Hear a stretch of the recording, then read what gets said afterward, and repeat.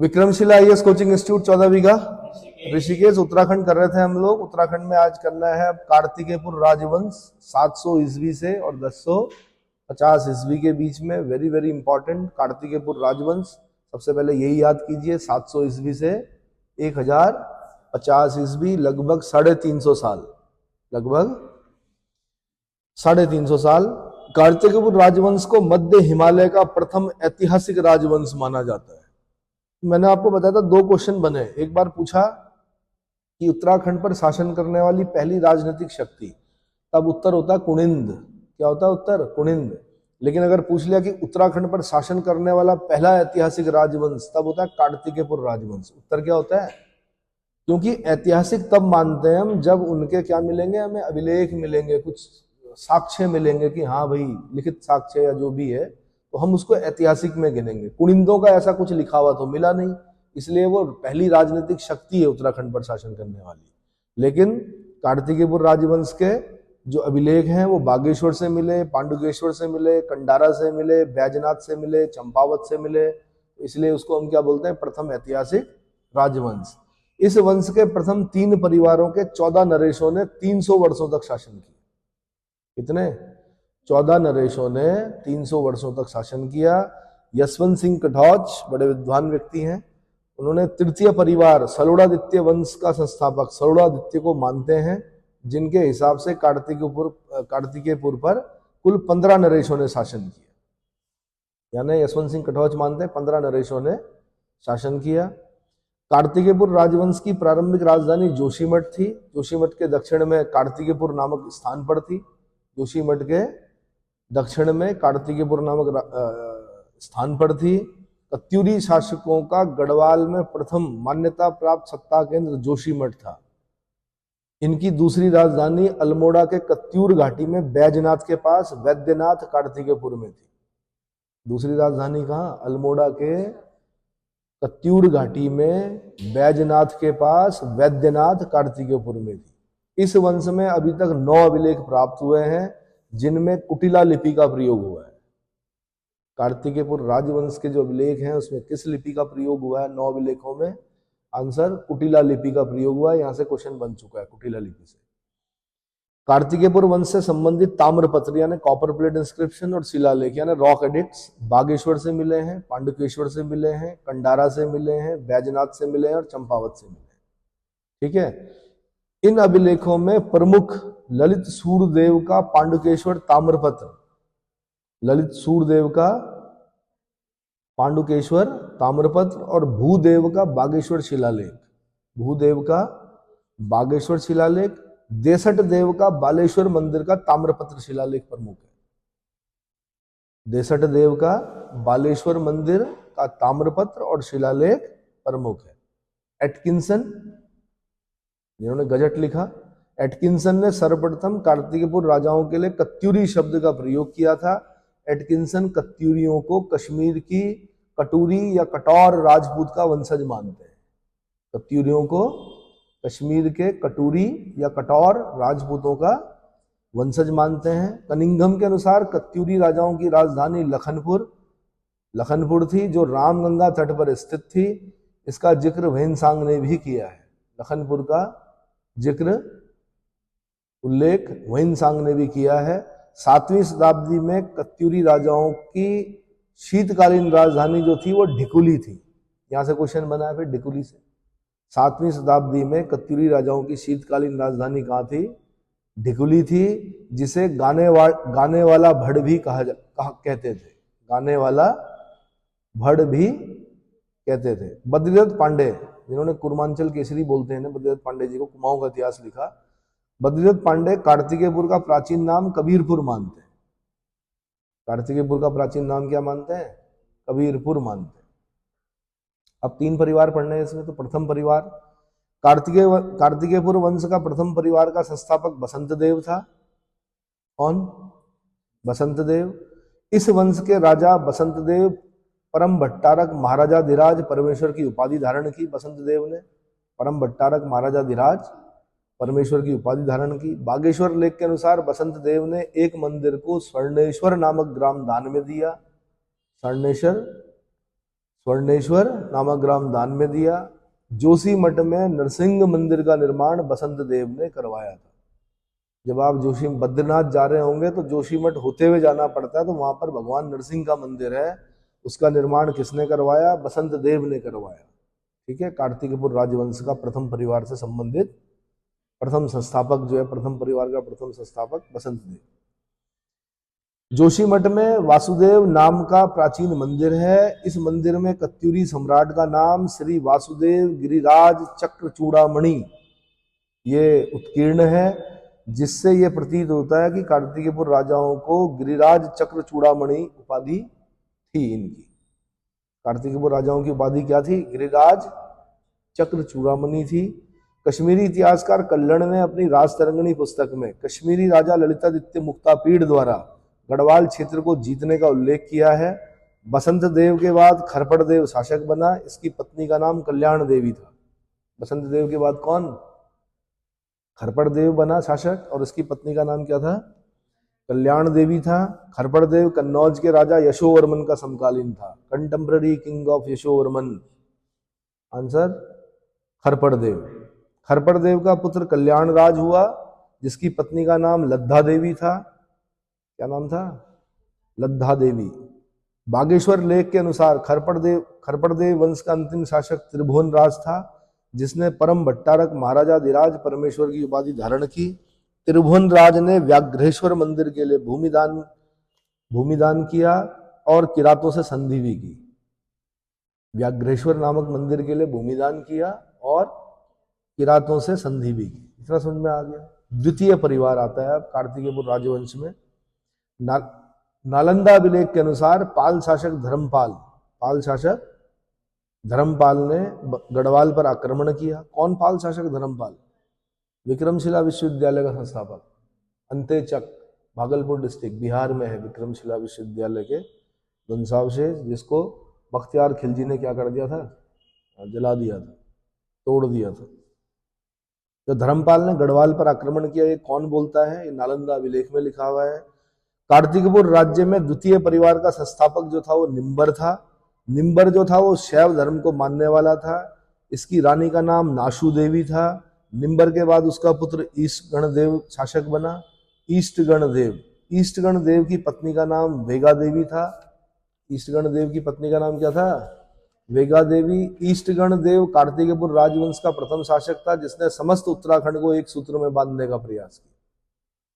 ईष्टगण देव कार्तिकेयपुर राजवंश का प्रथम शासक, जिसने समस्त उत्तराखंड को एक सूत्र में बांधने का प्रयास किया। ईष्टगण ने जागेश्वर में नवदुर्गा, महिषामर्दिनी, लकुलीश और नटराज के मंदिर बनवाए थे। ईष्टगण भी अपनी पिता की तरह शैव मतानुयायी था। मैंने आपको बताया था कि लकुलीश जो है, भगवान लकुलीश, वो पाशुपत संप्रदाय के संस्थापक है ना, तो उनका मंदिर बनवाया। नवदुर्गा, महिषामर्दिनी, महिषासुर का मर्दन किसने किया? दुर्गा ने किया, दुर्गा माता। तो नवदुर्गा, महिषामर्दिनी, लकुलीश और नटराज कौन है? भगवान शिव है, नटों के राजा, तांडव करते हैं। पखावज उनका क्या है? वाद्य यंत्र। ढोल जो है उसको पखावज बोलते हैं। इसको सबसे ज्यादा ध्वनि जो होती है वो शिव के ढोल में होती है। आप लोगों को ये पता होगा डमरू, लेकिन जो ढोल है उसको पखावज बोलते हैं। क्या बोलते हैं? ईष्टगण का पुत्र ललित सूरदेव लगभग 832 ईस्वी में गद्दी पर बैठा। यह कत्यूर वंश का सबसे प्रतापी और शौर्यवान शासक था। ललित सूरदेव शासनकाल के 21वें से 22वें वर्ष में 2 ताम्रपत्र प्राप्त हुए हैं। ललित सूरदेव को पांडुकेश्वर ताम्रपत्र में काली कलंक पंक में मग्न धरती के उद्धार के लिए वराह अवतार के समान बताया गया। आपसे क्वेश्चन पूछेगा, पांडुकेश्वर ताम्रपत्र में वराह अवतार के समान किसे बताया गया है? आंसर ललित सूरदेव को। क्योंकि काली कलंक पंक में, पंक मतलब कीचड़ में, धरती क्या हो रही थी? मग्न हो रही थी, मतलब डूब रही थी। भाई वराह अवतार क्यों हुआ? पृथ्वी एक बार क्या हो रही थी? डूबने वाली थी काली कलंक पंक में। तब वराह अवतार हुआ। वराह ने अपने क्या किया? भगवान विष्णु का अवतार है वराह। अपने दांतों में पृथ्वी को क्या किया? उठाया, फंसाया, मतलब इसे बोलते हैं। ठीक है, तो पांडुकेश्वर ताम्रपत्र में काली कलंक पंख में मग्न धरती उद्धार के लिए वराह अवतार के समान बताया।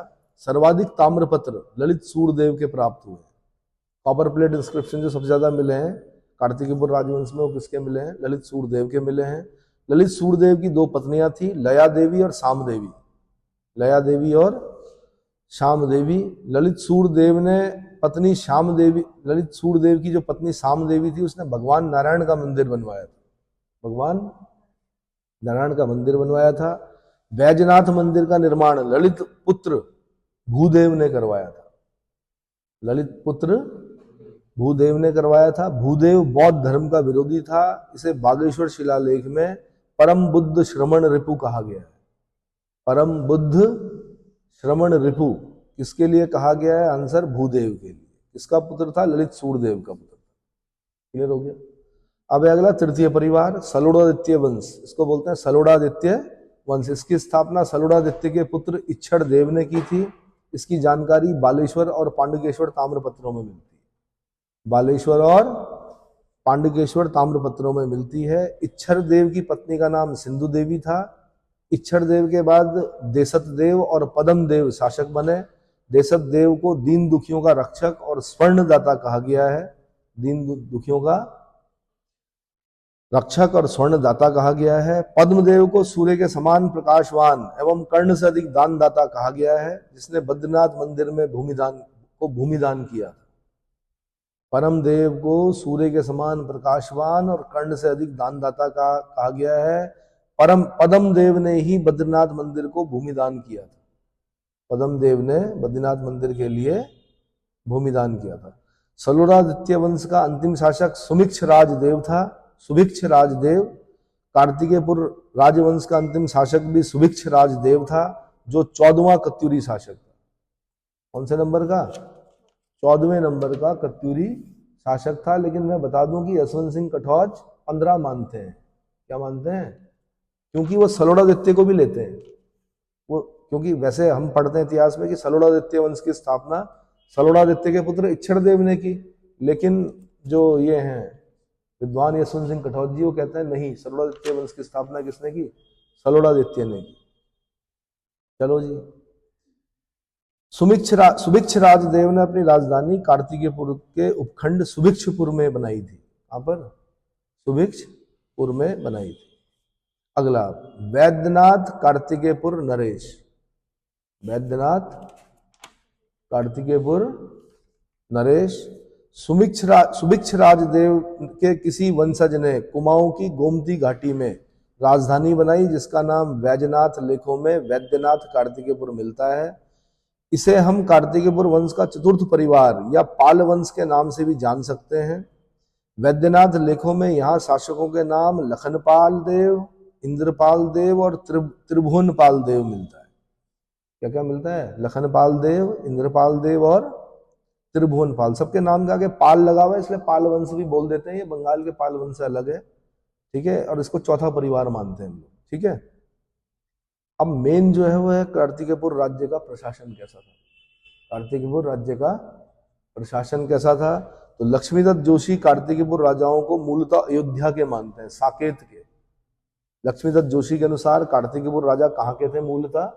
आंसर साकेत, अयोध्या के थे। सरयू नदी के तट पर है अयोध्या, भगवान राम की जन्मस्थली है। बद्रीदत्त पांडे कार्तिकेयपुर राजाओं को सूर्यवंशी मानते हैं।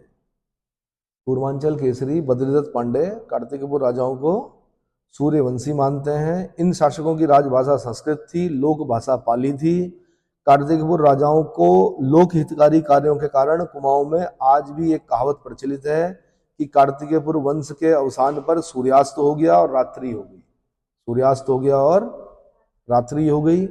कत्यूरियों के समान भूमि मापन अधिकारी प्रभावतार होता था। कौन होता था? प्रभावतार होता था। कत्यूरी कालीन मंदिर दो प्रकार के थे, छत्रयुक्त और शिखरयुक्त मंदिर। छत्रयुक्त मंदिर और शिखरयुक्त मंदिर। जिसमें छत्रयुक्त मंदिर प्रकार के मंदिरों में पैगोडा प्रकार का मंदिर भी कहा जाता था। छत्रयुक्त प्रकार के मंदिरों को पैगोडा प्रकार का मंदिर भी कहा जाता था। एटकिंसन के अनुसार बंगाल के पाल और सेन राजाओं ने कुमाऊं को विजित किया होगा, जिस कारण मुंगेर, भागलपुर और कत्यूरी घाटी के ताम्रपत्रों में समानता देखी जा सकती है। गमागमी कार्तिकेयपुर राज्य में चिट्ठी ले जाने वाला कर्मचारी होता था, जो कि डाकिया का काम करता था। गमा गमी कार्तिकेयपुर राजाओं के ताम्रपत्रों में खस, द्रविड़, कलिंग, गौड़, आंध्र, हूण, चांडाल आदि जातियों के नाम आते हैं। इनके ताम्रपत्रों में दक्षिण की जाति का नाम आने का अर्थ या तो वह इस क्षेत्र में आकर बसे हों या उन प्रांतों में कत्यूर शासन का अधिकार रहा होगा। ललित सूर्यदेव के पांडुकेश्वर ताम्रपत्र में तत्कालीन समाज की प्रशंसा अष्टादश प्रकृति कहकर की गई है। पांडुकेश्वर ताम्रपत्र में जो कि ललित सूर्यदेव का है, उस समय तत्कालीन समाज की प्रशंसा अष्टादश प्रकृति कहकर की गई है। कत्यूरी वंश के पतन के कारण अत्याचारी शासन और बाह्य आक्रमण था। कत्यूरी वंश का पतन क्यों हुआ? क्योंकि अत्याचारी हो गए थे बाद में और बाह्य आक्रमण हो गए थे। कार्तिकेयपुर जो राजवंश के जो पदाधिकारी थे वो कौन कौन थे? तो प्रांतपाल जो था वो सीमाओं का सुरक्षा भार जो जिसके ऊपर होता था उसको प्रांतपाल बोलते थे। घट्टपाल जो था वो गिरिद्वारों का रक्षक होता था। गिरिद्वारों का रक्षक क्या कहलाता था? घट्टपाल। वर्मपाल जो होता था वो सीमावर्ती मार्ग आवागमन में व्यक्तियों पर निगरानी रखता था।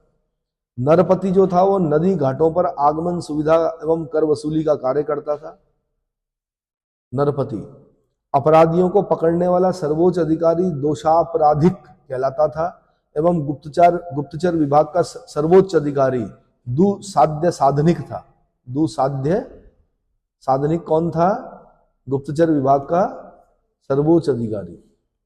पुलिस विभाग के बड़े अधिकारी दंडपाशिक, दंडनायक और महादंडनायक होते थे।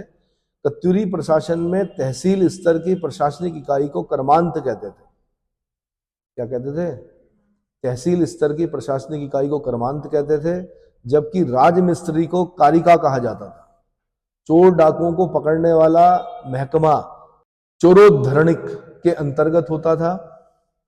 सौदा भंगाधिकृत राज्य का मुख्य आर्किटेक्चर होता था।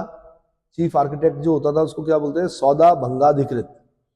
राज द्वारिक पद महल के का प्रहरी और मंत्री परिषद को राज द्वारिक पद जो था वो महलों का प्रहरी होता था। मंत्री परिषद को राजा मात्य कहते थे, जबकि पांडुकेश्वर लेख में कुमार मात्य शब्द का प्रयोग राजकुमारों के लिए हुआ है। अक्ष पटलाधिकृत यह गृह मंत्री या भू रिकॉर्ड अधिकारी होता था। महासंधि विग्रहिक शांति और विदेश मंत्री होता था।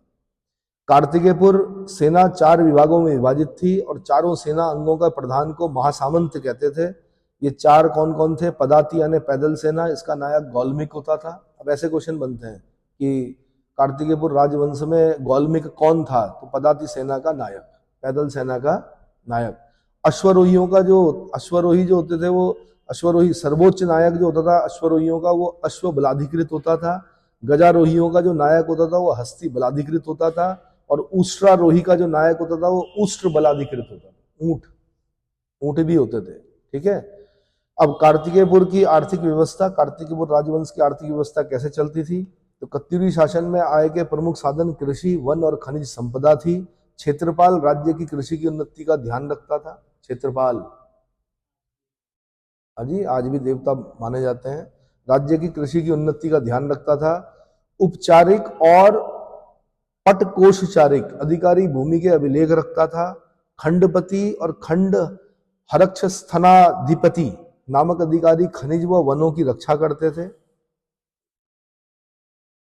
खंड हरक्ष स्थानाधिपति नामक अधिकारी खनिज व वनों की रक्षा करते थे। खंडपति है ना। करों की वसूली के लिए भोगपति और शौल्किक नामक अधिकारियों का वर्णन मिलता है। और सरभंग जो थे वो तीरंदाजों के लिए कहा जाता था। सरभंग कौन थे? सर को जो भंग कर दें, तीरंदाज के लिए कहा जाता था। भाट और चाट नामक अधिकारी प्रजा से विष्टि और बेगार लेते थे। भाट चाट भाट वैसे पुलिस को कहा गया इतिहास में, लेकिन भाट और चाट नामक अधिकारी प्रजा से बेगार लेते थे, विष्टि लेते थे। बेगार को विष्टि भी कहा जाता है। ठीक है, फोर्स लेबर। पशुओं से दुग्धादि निकालने का कार्य आभीर करते थे। भूमि की नाप उसमें बोए जाने वाले बीज के अनुसार होती थी। कत्यूरी शासन में द्रोणवापम और नालीवापम बीजावली भूमि का वर्णन मिलता है। नालीवापम एक नाली है ना। द्रोण को 32 सेर और 16 नाली के बराबर माना जाता था। खारीवाप को 20 द्रोण के बराबर बताया गया है। कितना? कत्यूरी शासन के समय जो जिले थे, ऐशाल विषय यानी भागीरथी से यमुना के मध्य का जो क्षेत्र था उसको ऐशाल विषय, अलकनंदा भागीरथी संगम से उपत्यका क्षेत्र तक जो क्षेत्र था उसको टंकणपुर विषय, विषय वैसे भी जिले को कहा गया है, इसको टंकणपुर विषय।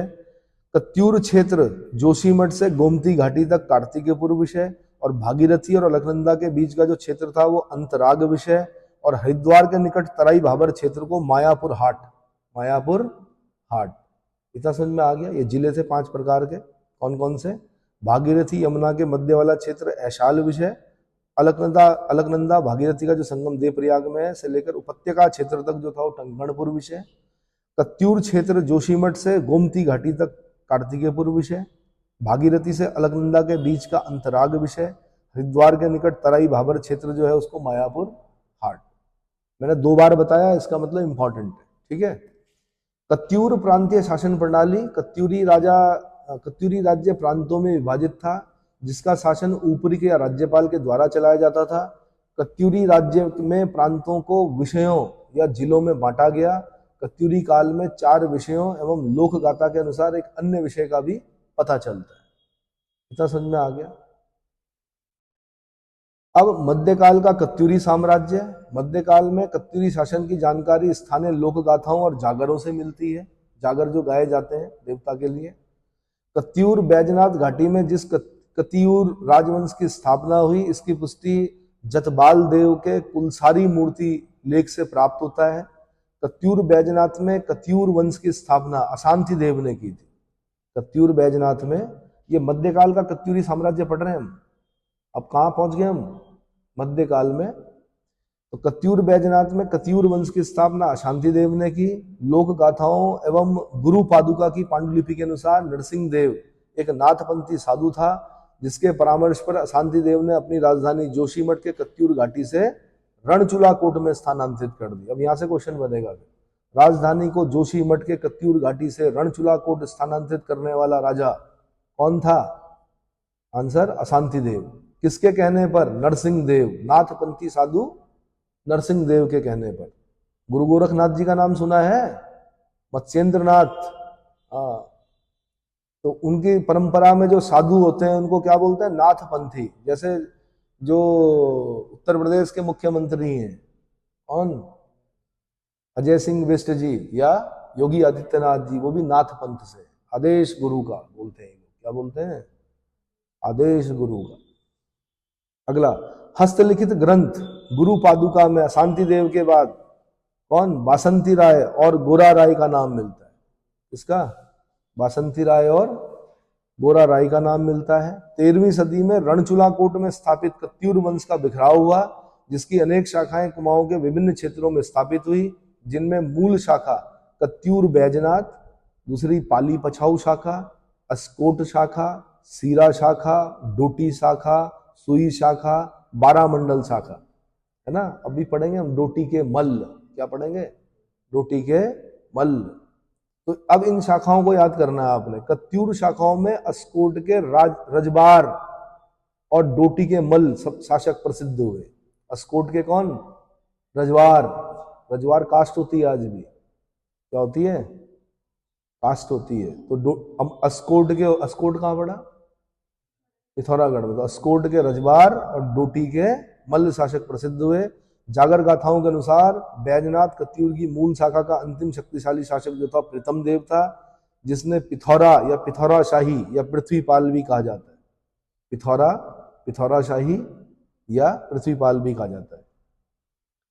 जब हमने ये पढ़ा था ना, मोहम्मद गौरी पढ़ रहे थे हम, तो तराइन के युद्ध में जो पृथ्वीराज चौहान है उनकी उपाधि भी राय पिथौरा है। पृथ्वीराज चौहान की उपाधि क्या है? राय पिथौरा। ठीक है। प्रीतम देव ने रानी बाग यानी चित्रशिला में तुर्कों को परास्त करने का विवरण मिलता है। रानी बाग के युद्ध में या चित्रशिला में तुर्कों को परास्त करने वाले शासक कौन थे? आंसर प्रीतम देव। राजा पिथौरा को पिथौरागढ़ बसाने का श्रेय जाता है। अब पिथौरा हो गया वो, वैसे क्या है? पिथौरा, है ना। पिथौरागढ़, पिथौरा से क्या बना? पिथौरागढ़। बसाने का श्रेय जाता है राजा पिथौरा को, जिनकी छोटी रानी जिया रानी या मौला देवी थी। जिया रानी या मौला देवी थी। पाली पछाओ वंशावली के अनुसार जिया रानी का पुत्र धामदेव या दुलाशाही प्रीतम देव का उत्तराधिकारी बना।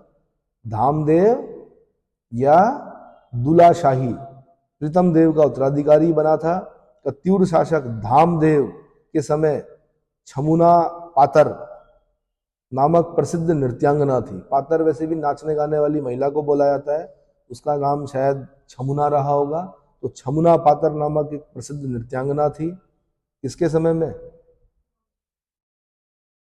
जी? धामदेव, कत्यूरी शासक धामदेव के समय, कंटेम्पररी। ठीक है, और इनको हल्के में मत लेना। अजात शत्रु के समय पूछा गया है आम्रपाली का नाम। किसके समय में? ये नृत्यांग भाई नगर वधु थी ना आम्रपाली, वैशाली की आम्रपाली किसके समय थी? आंसर अजात शत्रु के समय थी। ऐसे ही क्वेश्चन पूछा गया है लाल कुंवर जहांदार शाह के समय में थी। किसके समय में? लाल कुंवर नामक जो वैश्या थी वो किसके समय में थी? जहांदार शाह। एक बार चेक करो, लाल कुंवारी या लाल कुंवर। ऐसे ही बाजीराव के समय में मस्तानी बेगम पूछता है कि मस्तानी बेगम किसने भेंट की बाजीराव को, है ना? आंसर पेशवा बाजीराव, सेकंड जो है प्रथम, दूसरे नंबर के जो पेशवा है ना। तो मस्तानी बेगम किसने भेंट की? छत्रसाल ने की। तो ऐसे ही ये क्वेश्चन यहाँ पर आ सकता है कि छमना पातर जो प्रसिद्ध नृत्यांगना थी वो किसके समय में थी? कत्यूरी शासक धामदेव के समय। धामदेव ने डोटी पर विजय प्राप्त करके उसे कत्यूरी साम्राज्य में मिलाया था। धामदेव के मालूशाही और लाडमशाही नामक दो पुत्र हुए। मालूशाही और लाडमशाही नामक दो पुत्र हुए। बैराट और चौकुटिया के राजा मालूशाही एवं दारमा की सौक्याणी राजुला के प्रेम प्रणय गाथा आज भी कुमाऊं में प्रचलित है। राजुला मालूशाही जिसको बोला जाता है, आज भी क्या करते हैं? नाटक होते हैं, गाने होते हैं राजुला मालूशाही के। तो बैराट या चौकुटिया के राजा मालूशाही और दारमा की सौक्याणी राजुला के प्रेम प्रणय गाथा आज भी कुमाऊं में प्रचलित हैं। धामदेव के बाद ब्रह्मदेव का नाम आता है, जिसे जागरों में वीरमदेव कहा गया है। ब्रह्मदेव को क्या कहा गया है?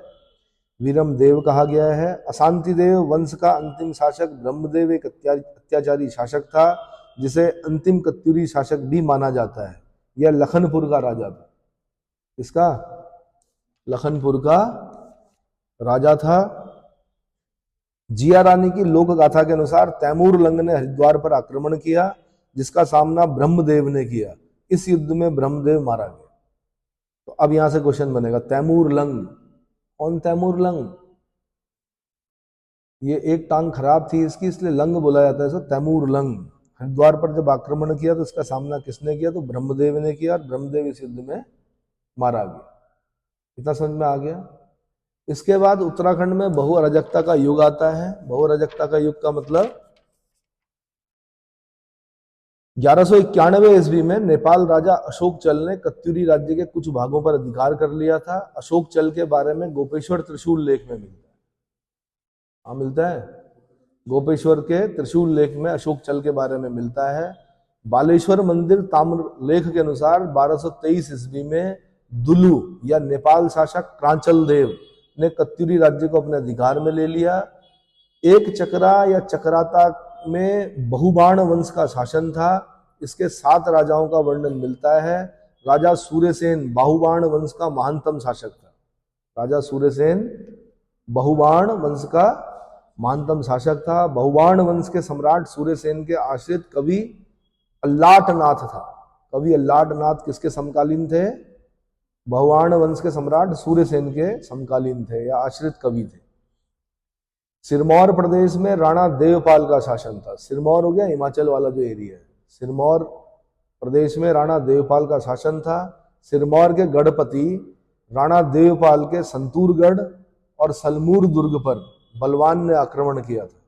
राणा देवपाल का जिक्र मिथुन ए सिराज की पुस्तक तबकाते नासिरी में मिलता है, जिसके अनुसार देवपाल ने बलवन के विद्रोहियों को आश्रय दिया था। आईने अकबरी जो कि तीसरी जिल्द है अकबरनामा की, जिसको कि किसने लिखा? अबुल फजल ने लिखा। तो आईने अकबरी से पता चलता है कि शाहजहां के काल में संतूरगढ़ पर श्रीनगर के राजा का अधिकार था। संतूरगढ़ पर श्रीनगर के राजा का अधिकार था। गंगोली हाट में मणिकोटी राजवंश शासन कर रहा था। अस्कोट के ठकुराई शासकों को रजवार कहा जाता था। अस्कोट के ठकुराई शासकों को रजवार कहा जाता था। अस्कोट में पाल राजाओं का शासन रहा। अस्कोट के पाल वंश का संस्थापक अभयपाल था। राम सिंह के अनुसार रुद्रचंद ने सीरा के हरिमल्ल को हराकर सीरा पर अपना अधिकार किया। लोहा घाट के पास सुई राज्य की स्थापना ब्रह्मदेव नामक कत्यूरी ने की, जिसके समय सोमचंद कुमाऊं आया था। ब्रह्मदेव नामक कत्यूरी के समय में सोमचंद कुमाऊं आया था। कुमाऊं में कत्यूरियों की अंतिम गढ़ मनीला गढ़ पर चंद शासक बाज बहादुर चंद्र ने आक्रमण किया था। स्थापत्य कला और मूर्ति कला की दृष्टि से कत्यूरी काल को उत्तराखंड का स्वर्ण काल कहा जाता है। स्थापत्य और मूर्ति कला की दृष्टि से किस काल को उत्तराखंड का स्वर्ण काल कहा गया है? आंसर कत्यूरी काल को। ठीक है। उसके बाद मुस्लिमों का आक्रमण होता है। मोहम्मद बिन तुगलक के कराचल पर्वत अभियान के बारे में जानकारी जियाउद्दीन बर्नी अपनी पुस्तक तारीख फिरोज शाही में, और इब्न बतूता अपनी किताबुल रहला में लिखता है। इब्न बतूता, मोरक्को वासी इब्न बतूता, उसकी किताब का नाम क्या है? रहला, जिसका मतलब होता है सफरनामा। ठीक है। इन दो किताबों में मिलता है। तो जियाउद्दीन बर्नी की पुस्तक तारीख फिरोज शाही और इब्न बतूता की किताबुल रहला। इतिहासकाल कराजल को कुमाऊं प्रदेश मानते हैं।